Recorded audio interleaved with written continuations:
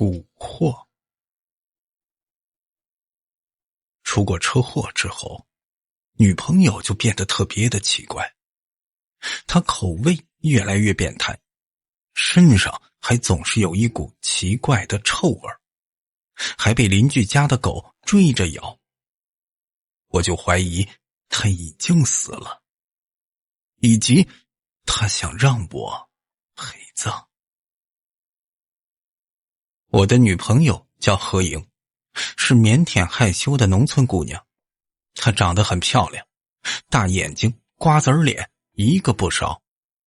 我们热恋着，就像很多的情侣那样。可是自从出过车祸之后，她这整个人性情大变，许多的地方都不对劲起来。比如此刻。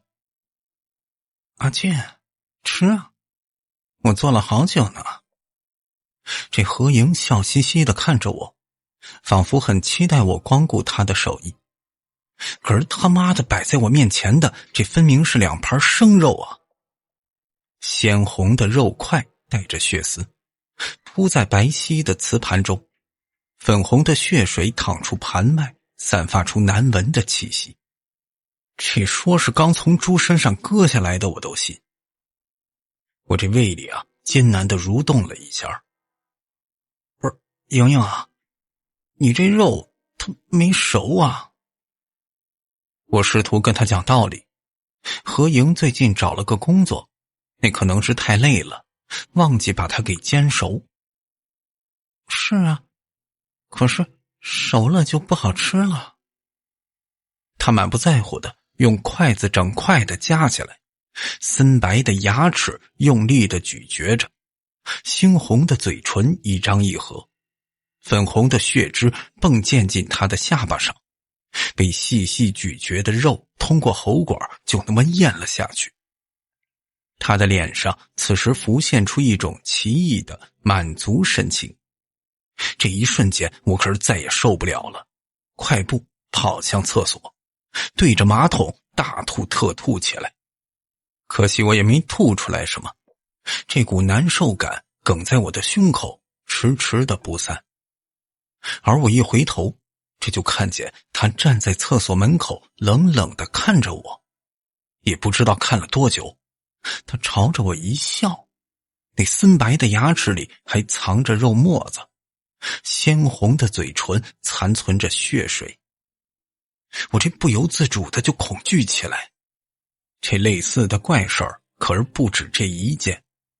我还记得前几天的晚上，半夜里我毫无征兆的惊醒，在浓郁的黑暗中，我就发现一件恐怖的事情。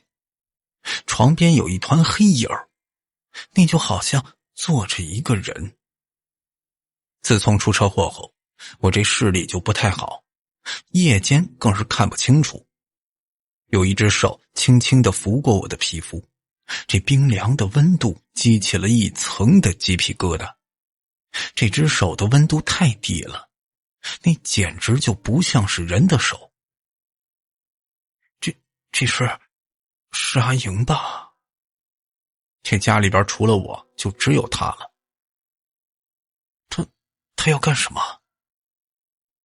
模糊的看见她就坐在我左侧，披着长长的头发，很纤细苗条，抚摸的动作就像是屠夫在那儿找从哪儿下刀子呢。不是，她这到底想干什么呀？啪的一声，我猛地把这灯打开，突然出现的灯光让这人下意识的一顿。我正要趁机制服他，这才突然认出来。啊，莹莹啊，你在这儿干什么？我不习惯跟别人一起睡，所以何莹是睡在我家的客卧中。她现在应该在好好的睡觉，而不是大半夜的过来吓唬我。而且何莹本分胆小，她之前从来没对我做过恶作剧。阿健，对不起。何莹自知有错，接着就诡异地笑了笑。我梦游了。对于这个解释，我勉强倒是能接受，只是叫他不要再这样了，这大半夜的特别的吓人。可是我仍然记得那灯光下他的脸显得是既白又青，格外的僵硬。我靠，你他妈说了这么多，你到底想表达什么呀？哥们儿小亮吸了吸鼻子，继续的吐槽我。不是，按你这说法啊，他要么是换了个人，要么就是被那车撞成神经病了。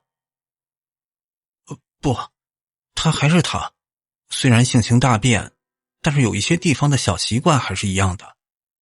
要是被车撞成神经病也太扯了，我觉得不是。我摇摇头，我这是真的觉得何莹身上不同寻常的地方，他不是神经病。可是硬要我说呢，我也说不出个所以然。小亮摆了摆手，好，行了，别想了，你管他是不是神经病呢？喂，你之前不是还跟我说想分手？这分了，啥事儿都没了。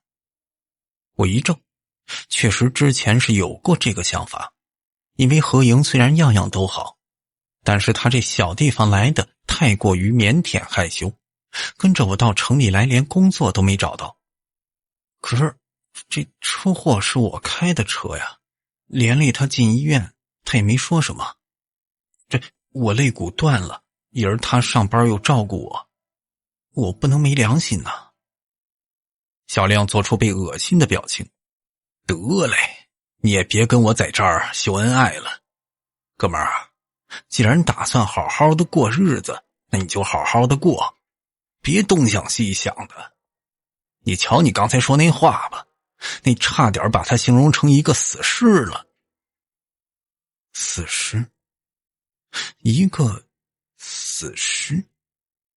这仿佛是一个惊雷炸在我的脑袋里，车祸后的细节在我脑海中不断的播放，一幕幕的闪过。我这突然直觉般的涌出一个想法，这何莹他是不是死了？小亮，我急切地说，哎，你闻一闻，我家里这是不是有一股臭味啊？这臭味就是车祸后突然出现的。他身上也有。有个屁！小亮翻了个白眼儿，明显这是没有耐心跟我扯犊子了。咔的一声，门锁开了，我看了一眼墙上的挂钟，这个点儿是何莹下班的时间。果然，我回来了。何莹在玄关处换鞋。哎呀，小亮也来了，你等一会儿一块吃饭吧。小亮这个憨子呀，根本就没把我说的话当真，他还笑嘻嘻的凑到何莹的身边。哦，嘿嘿，嫂子啊，那我就不吃了，我有点事儿，现在就得走了。啊，你可得好好说说这阿俊啊。哼，他说你这身上有股子臭味儿。哼，我闻着这明明挺香的呀，你就该管管他了，别让这阿俊再出门了。小亮耍了个剑，立马就走了，留下我尴尬的坐立不安。我这在心里都骂死他了，这些事儿就不该告诉他。阿俊，你真的觉得我臭吗？何莹似乎大受打击，很委屈的闻了闻自己的身上，走过来对着我转了个圈，仿佛要证明自己似的。这好像确实是没什么问题，反而香喷喷的。不对，这香水的味道太过浓郁了。何莹以前从来不化妆，更不用说喷香水，而且隐藏在香水味道下的就是肉类的腐臭的味道。我被自己的猜测弄得脸色发白。我逗他玩呢，你身上没什么味道。我陷入了复杂的思考。感性上来讲，我是真的喜欢何莹，再加上一起同生共死过，甚至隐隐的有想和他结婚的念头。不在乎他那是小地方来的，不在乎他早早就死了父母，也不在乎他腼腆嘴笨。可是从理性上讲，假如他现在真的是个死人呢？而且最重要的就是那场车祸可是我开的车呀，就算是对面的大货车突然失灵，可是无论怎么说，坐在驾驶座上的那人那就是我，可是死的却是何莹，这我该对他负责呀。第二天我早早的起床，想送何莹上班，因为我知道如果他是真的死了，那突然找到的工作这又是怎么回事呢？这总不能是去鬼屋里装死人吧？可是何莹拒绝了我。嘿，阿俊，天太热了，你身体还没养好呢。我就强硬的说什么也要跟着去。他无奈的同意，拿了把遮阳伞就挽着我出门。我这身体僵硬，还是没躲开他的动作。他那胳膊真的很冷。这天确实有点热了，遮阳伞也算是物尽其用。可是我已经放弃去回想，过去这何莹究竟有没有打过遮阳伞呢？所有的民间传说里啊，死人都是畏惧太阳的。汪汪汪！这时路边一条流浪的黑狗朝着我们叫了2声，它正用爪子扒了装在塑料袋里的面包。我善心发作，上前帮他把面包给倒出来。这流浪狗却并不领情，它这浑身的毛炸起，眼睛警惕地盯着我们，然后一边后退一边大声地狂吠。不是，这狗怎么不识好人心呢？我突然想到，这动物是能看到人看不见的东西的，发觉到人发觉不了的危险。那么在这条黑狗的眼中，我这女朋友何莹是否已经不是活人呢？我下意识地看向身侧，何莹的脸色惨白，唇边一丝的笑意都没有，漆黑的眼神直勾勾地盯着这条狗，似乎下一刻就会把它剥皮抽筋。发觉我的注视，他那脖子僵硬地转动，脸上恢复了腼腆的微笑。阿俊，不要理他。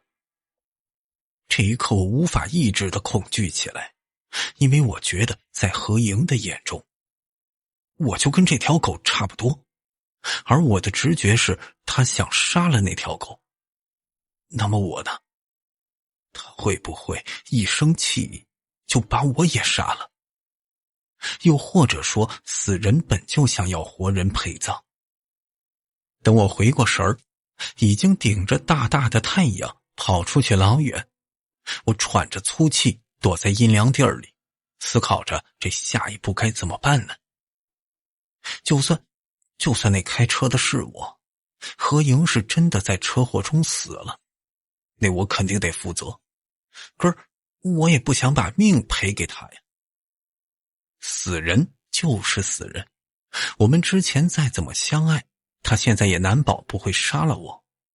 这我是不是应该找一个真正的道士做做法，把他给送走呢？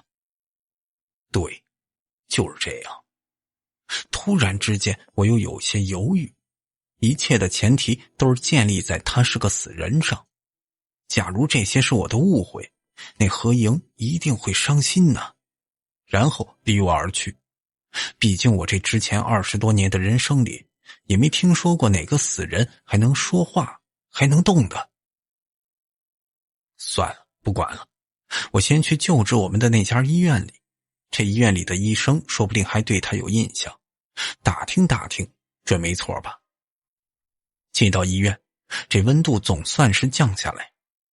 我本想到前台问问，结果前台的护士看了我一眼，这就把头低下去了，表明了爱答不理的样子。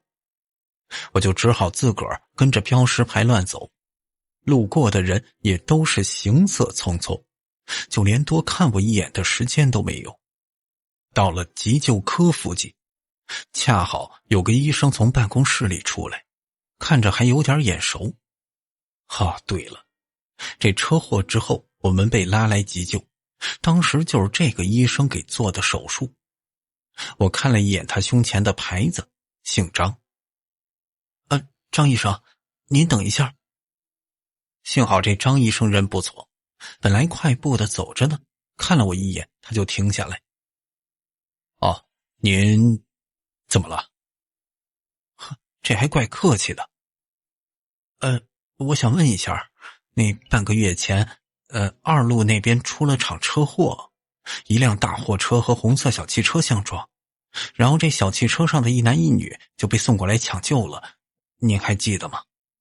我死死地盯着他，生怕他忘了，毕竟对我来说很重要的事儿，对每天做手术的医生来说，这就跟吃饭喝水一样。万幸的是啊，我倒是还记得。他再次瞧了一眼我的脸，又飞快地低下头，语气温和地说道：“你是家属吗？”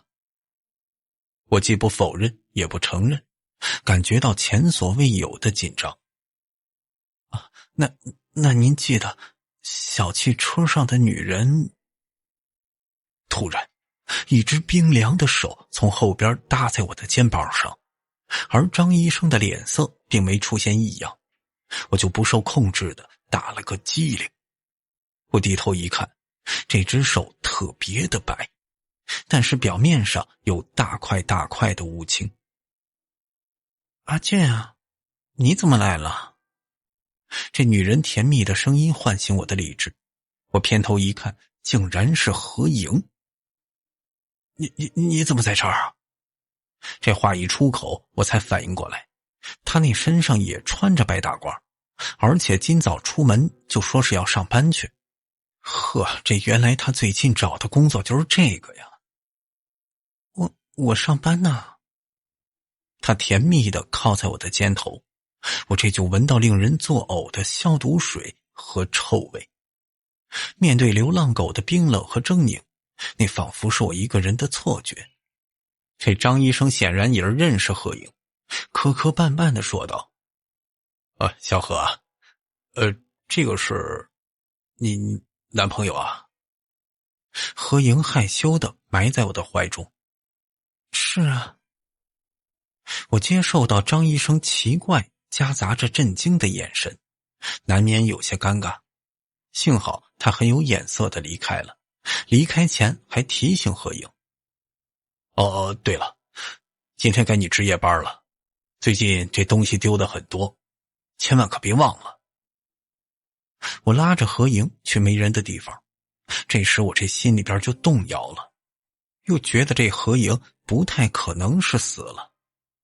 他在医院里跟这么多医生打交道，如果他真的有问题，那这些医生能看不出来吗？怎么了啊，姐？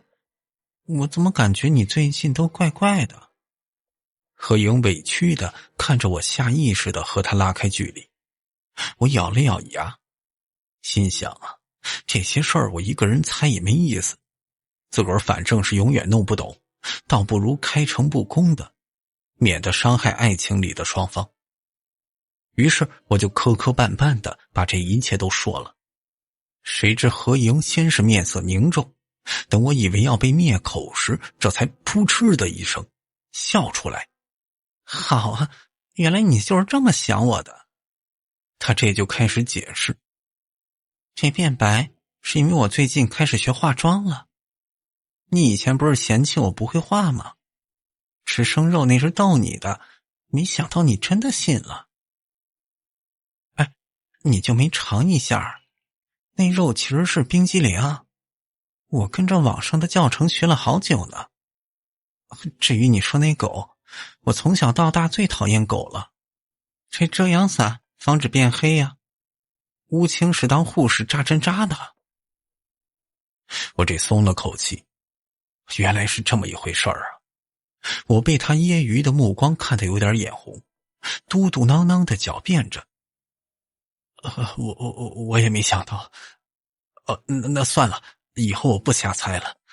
咱俩能从这车祸里活下来，那就注定得过一辈子。你说的对。何莹温柔地亲了亲我。这要不是在医院里，我非得亲回去。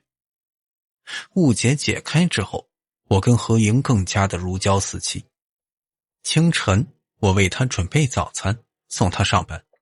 傍晚，她下班了，我们就常常一起披着晚霞，在这公园里散步。那些平平常常的小事儿，全让我觉得说不出的浪漫。我能感觉到，我这人越来越爱她了，她也是越来越爱我。等我肋骨上的伤彻底好了，到那时，我想就该求婚了。阿俊，我回来了。我亲了亲他的脸，接过他手里沉甸甸的黑色塑料袋，忍不住皱了皱眉。哟，怎么这么重啊？不是说让你别买了，我在家闲着也是闲着。不要。何莹冲我做了个鬼脸。那这里面的肉都是我在市场上精挑细选的，你又不会挑，而且人家顺路嘛。我这不赞同的摇了摇头。嗨，你男朋友我有钱，不挑也没事儿，咱天天出去吃。我这以前游戏人生是个标准的小富二代，没有千万级那么夸张吧，可是这辈子也是吃穿不愁。不要，你这伤还没好呢。我无奈地笑了笑，他气鼓鼓的就提着肉放在新买的冰箱里，然后噼里啪啦的就开始做饭。这直到快睡觉时，他端了杯茶过来。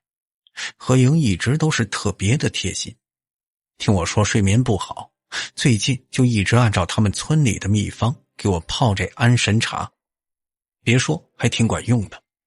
见我接过来，他就洗漱去了。我一仰头准备喝呢，然而时隔许久，我就再次闻见了臭味。这是这安神茶散发出来的。这里边放了什么东西啊？怎么会这么臭啊？我仔细的端详，可是这茶的汤汁太过浓郁，里边就算放了什么，我也完全的看不出来。这么臭，就让我怀疑是水馊了，又或者这个小笨蛋呢，不小心放错什么东西了。我不想让他疲惫着再做一杯，就干脆全部泼在花盆里了事儿。他最近太累了，经常值医院的夜班不说，这嘴唇也是白兮兮的，看起来都有点贫血。何莹从卫生间里出来，他就先问我：你喝完了吗？我给他看了看干净的杯底。当然喝完了。咔的一声。什么动静啊？我这意识仍旧是模模糊糊，只是这声音好像是门把手转动。这时有人进来了。这个念头瞬间惊雷般的惊醒了我，我完完全全的清醒过来，暗暗的攥紧着拳头，直到那道模糊的人影披着长发坐在我身边时，我这才意识到进来的人是何莹。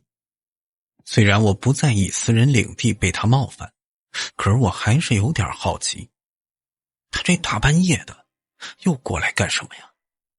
而且他上次半夜进来之后，已经答应过我说不会再做这种吓人的事儿了，这干嘛非在这事儿上跟我作对呢？一只冰凉的手轻轻地抚摸着我的皮肤，跟上次半夜过来时一模一样。我不适的同时又觉得好笑，他这该不会又是梦游了吧？这只冰凉的手沿着我的两腹一路触摸到我的脸颊，这尽管是起了一身的鸡皮疙瘩，我仍旧忍着不作声。这梦游的人可是不能受到惊吓的。我的鼻梁被有着浓重消毒水味道的指腹划过，这只手就渐渐地停在我的眼皮上。我渐渐觉得有点不对劲呢。这只手撑开我的眼皮，我就模糊地看见有什么东西越来越近。是锋利尖锐的样子，而且这方向不偏不倚，正对着我的眼球。我就猛地把他推开。你干什么？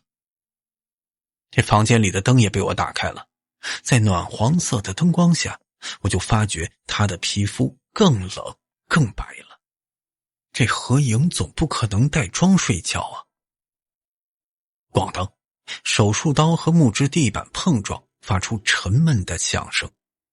他的目光冷冷地看着我，清白的脸色僵硬而瘦弱。阿俊，你怎么还醒着？我怎么还醒着？这是我该问他怎么还不睡吧？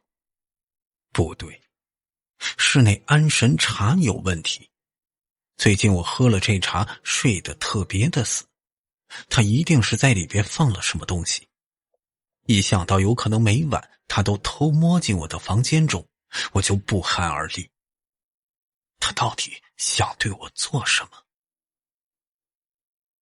何莹僵直地动了动脖子。阿俊，继续睡吧。继续睡？然后被你杀了吗？阿俊。他目光复杂而诡异地看着我。我们永远在一起，不好吗？冰冷而腐臭的气息离我越来越近。这何莹是铁了心的要完成被打断的事儿。我想一把把他推开，这才突然发现他的力气变得特别的大，被我全力的一推，仍旧是纹丝不动。天哪，我这是要死在这儿了吗？恐惧促使着我捡起他掉落的手术刀，毫无章法的向前挥砍着。滚出去！这何莹顿了顿，可是他继续靠近我。可我无意间划伤自己的皮肤时，只见他愣在原地了。对了，我这脑海里突然就想到，小时候听过这么一个传言，说啊，这妖魔鬼怪最害怕阳气重的男人的血。这果然是有用啊！你滚出去！我壮着胆子，步步的紧逼，直接把他逼出到家门外。厚实的防盗门直接反锁，总算带给我一丝的安全感。我无力地靠着门滑落在地。我去，这我可是真的爱何影啊！哪怕他变成那个鬼样子，我还是会想起平常相处的点点滴滴。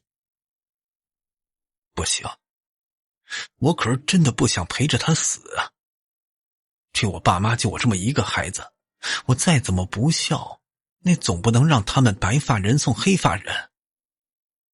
就这样吧，跟这鬼东西一刀两断。哎，这是什么味道啊？我突然又闻到一股浓重的腐臭味，可是现在何莹并不在家里，我就魔怔地趴在地上到处的闻，终于找到这恶心的臭味源头——冰箱。我就觉得这臭味大概就来自他买的肉。果然，一打开冰箱，浓重的臭味就直接冲进我的脑海中。那些黑色的袋子包得严严实实，到这一刻我反而有些不敢打开了。这是独特的腐臭的味道。解开袋子，我条件反射地干呕起来，紧接着恐惧的一屁股坐在地上。密密麻麻的，这全都是大小不一的黑白眼球，一个个都冻硬了，就像荔枝一样圆润，尾端还带着血丝和肌肉组织，就如同刚刚从别人的眼睛里取下来一般。这么说，他杀人了？他这到底杀了多少人？我忍着恶心，拉开下面一层，清白僵硬的手掌扭曲成各种的姿态，或拳或张的挤在一块儿，断口平整光滑，冻出奇特的肌肉纹理。下一层，再下一层，这整个新买的冰箱里都塞满着人体的断肢，这说是人间炼狱也不过如此。我这后背就浸出了一身的冷汗。那么刚刚这何莹是不是想要挖我的眼球？这一刻我深刻地意识到，活人和死人是不同的。在何莹的眼中，我跟这些烂肉恐怕也没什么区别。不行，我得赶紧离开这儿。他还在门外吗？正要推门时，我就突兀地想到这一点，于是轻手轻脚地靠近猫眼儿，朝着外边端详。只见一张胀满血丝的眼球正在盯着我，充满着恶意和怨毒。我大脑一片的空白，呆愣在原地许久，这颗眼球才眨动一下，眼皮苍白而阴冷。是何莹，他一直就站在外边。怎么办？我从窗户跳出去，双腿一个踉跄，差点没能从草地上站起来。这幸好我家是1楼，安的防盗窗有钥匙孔，我就摸着黑朝小亮家跑去。不是，阿俊啊，你大半夜的你怎么过来了？小亮开门时很吃惊。快！我闪身进去，紧张的探头望了望外边的街道，然后猛地把门关上。小亮，你救救我，何莹他要杀了我。我就急迫的把这所有的事儿都讲了一遍，寄希望于这小亮能帮助我。然而他听完之后仍旧是将信将疑，他就安慰我先好好的睡一觉。哎呀，你这放心吧，兄弟在这儿呢。我就一个人躺在客卧的床上苦笑。这何莹死了之后力大无穷，还不知道有没有别的手段。看着冰箱里这么多死人的残肢，这就知道他肯定是不好对付。10个小亮在这儿也没用啊。可能今晚上太刺激了，也可能是突然不喝安神茶的缘故，现在我是一点睡意都没有。干坐着，快熬到天亮时，就突然听见外边有小声的说话。那是小亮在打电话呢，这大半夜的不睡觉啊。我记得他没有女朋友啊。这阿俊知道了。我知道了。我知道什么了？小亮把那声音压得很低，说话也是断断续续的。我怀着不祥的预感，把耳朵贴在门上，努力地听着。是。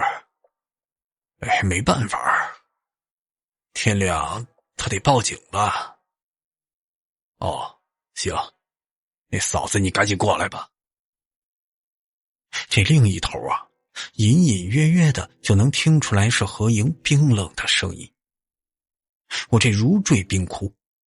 小亮可是我最好的朋友，我们家境差不多，甚至就连父母都是从小到大的玩伴。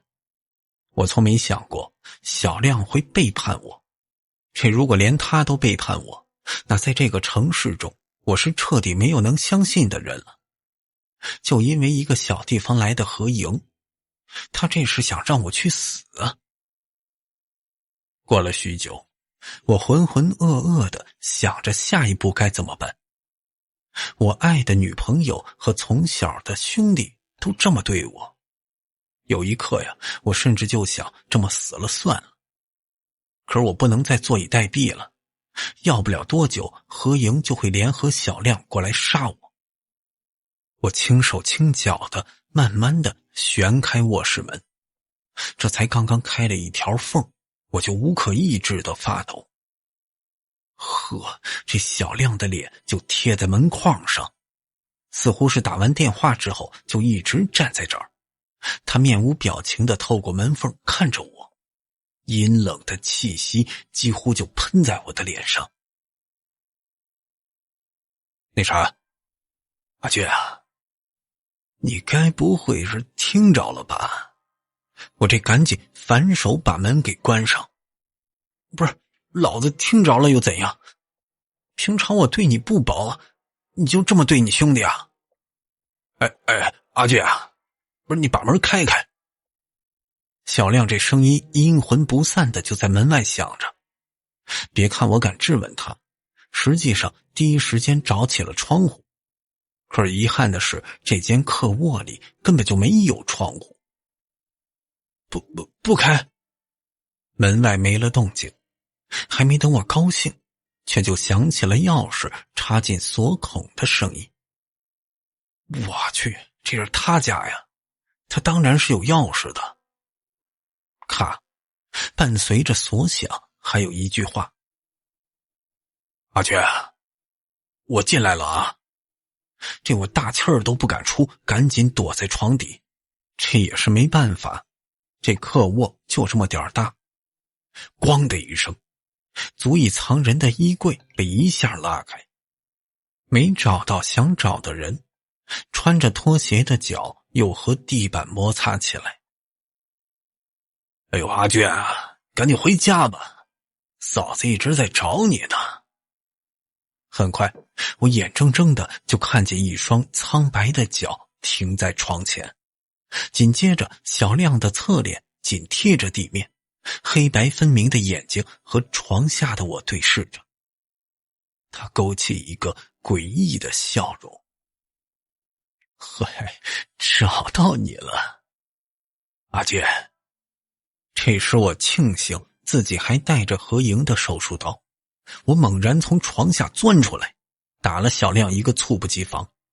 他显然比何莹更害怕这东西，一个愣神儿的功夫就让我有了机会冲了出去。快，更快些！我用最快的速度冲出他家，撒开腿随便选了个方向就狂奔，隐约还能听到后面小亮穷追不舍，一直在喊着我的名字。哎呀，阿俊，回家呀！我去，鬼他妈才回家呢！我跑了很久，这才甩开他。劫后余生让我感到一阵的喜悦。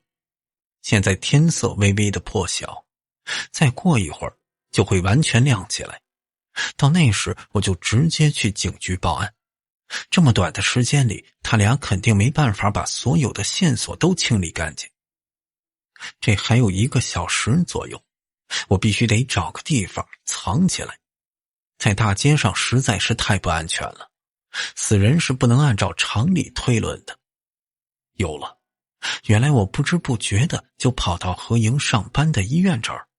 灯下黑的道理我还是懂的，一不做二不休，我直接就往熟悉的急诊科跑。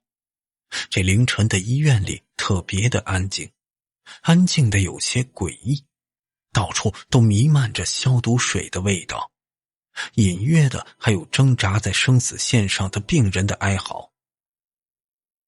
哒哒哒，有脚步声，而且这脚步声越来越近了。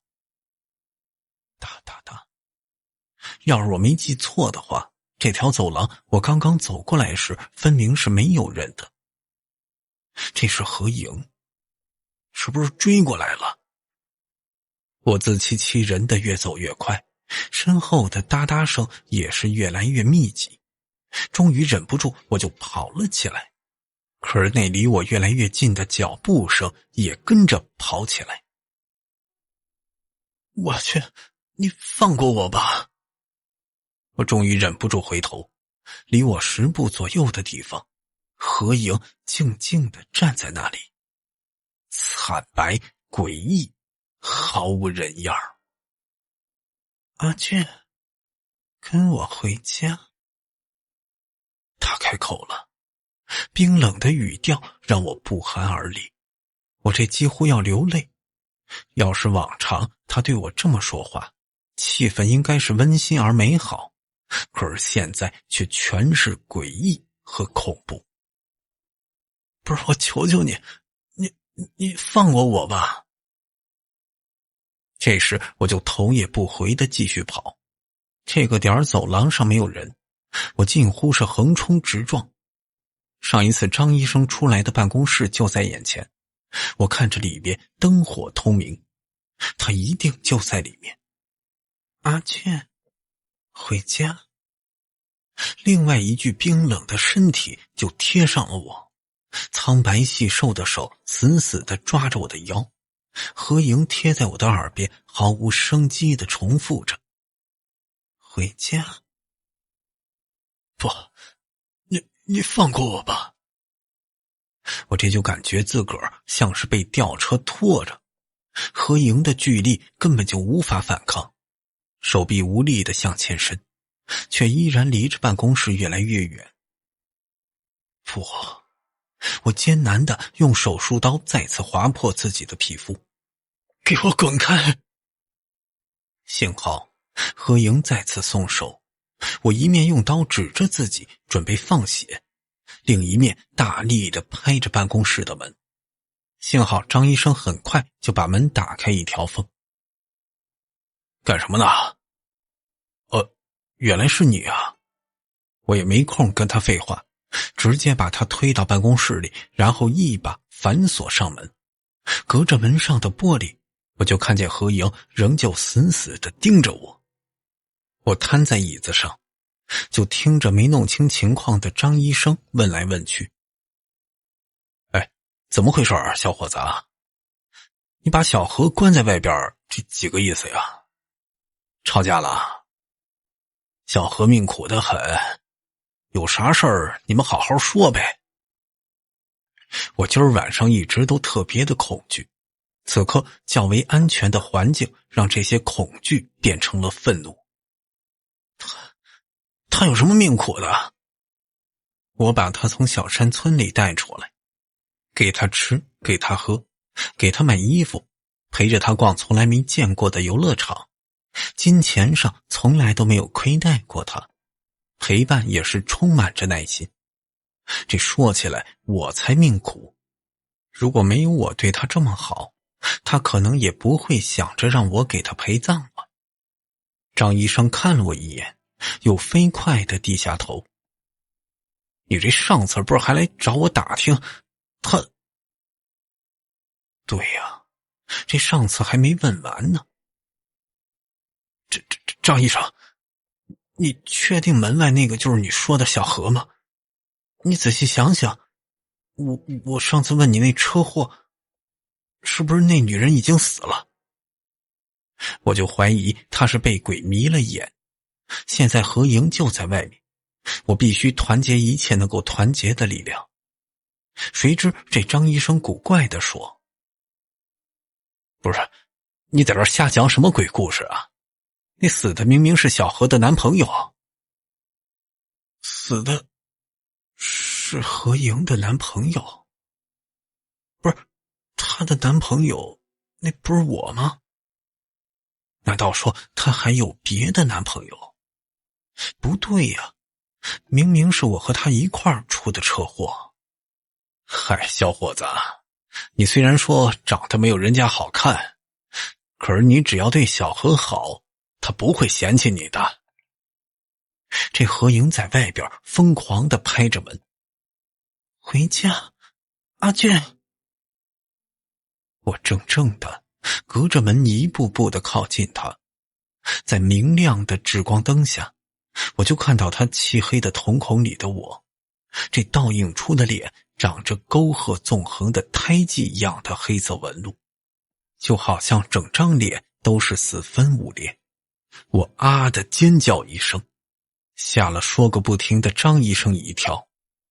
这是一张极其恐怖的脸，与其说这是一张脸，不如说这是一块缝好的布，蜈蚣一样的扭曲着，黑色胎记布满着这张脸，丑陋又可怕。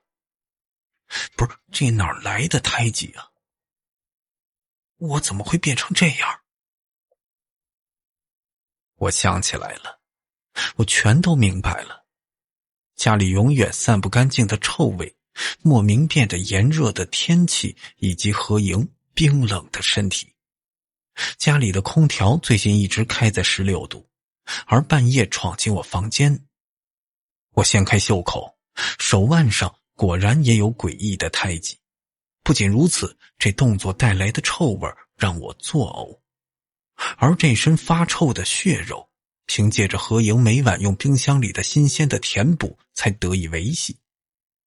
原来死的是我，而不是何莹。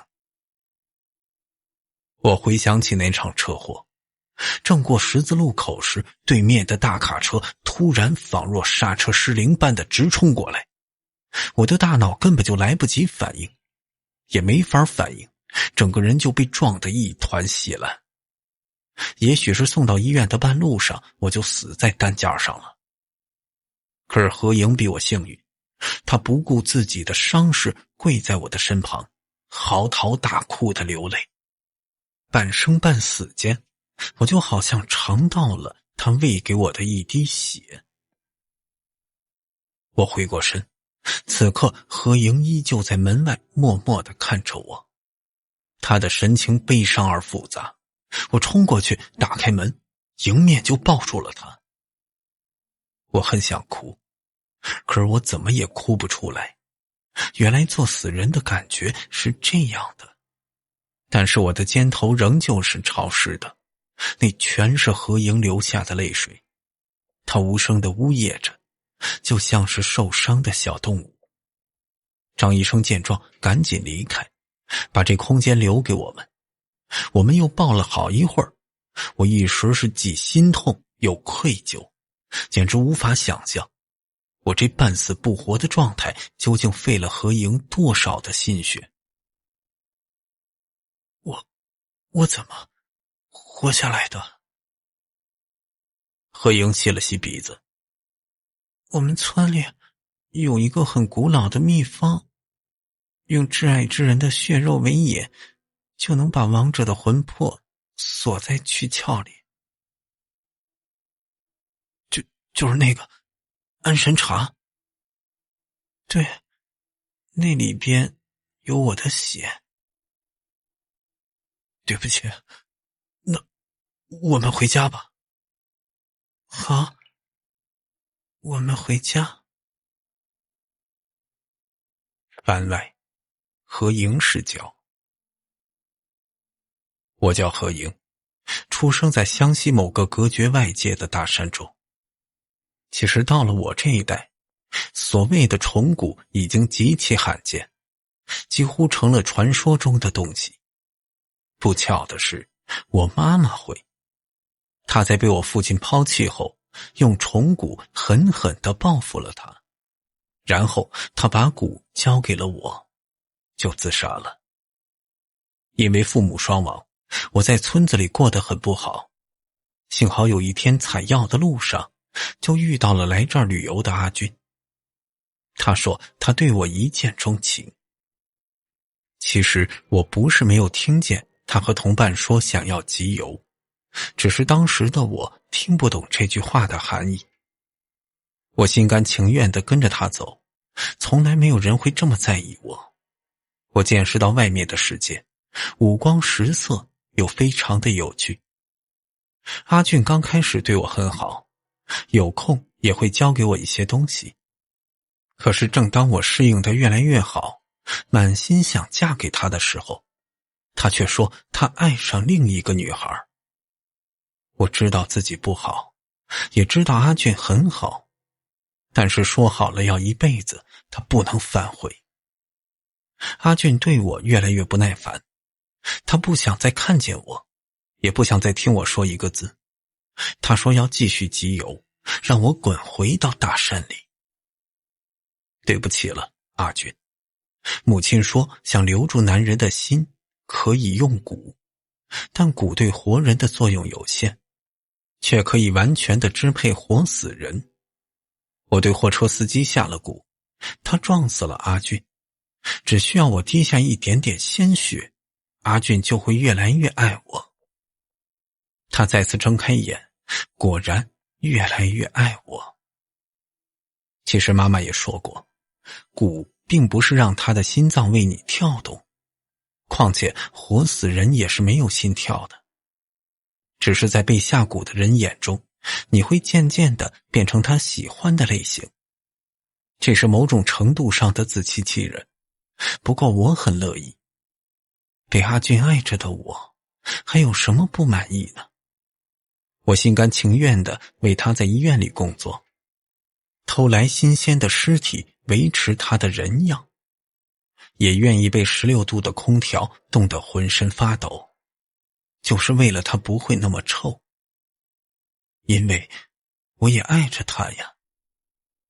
结婚1周年时，阿俊找到之前的日记本，他读着读着突然生气，然后用打火机点燃，烧成了灰烬。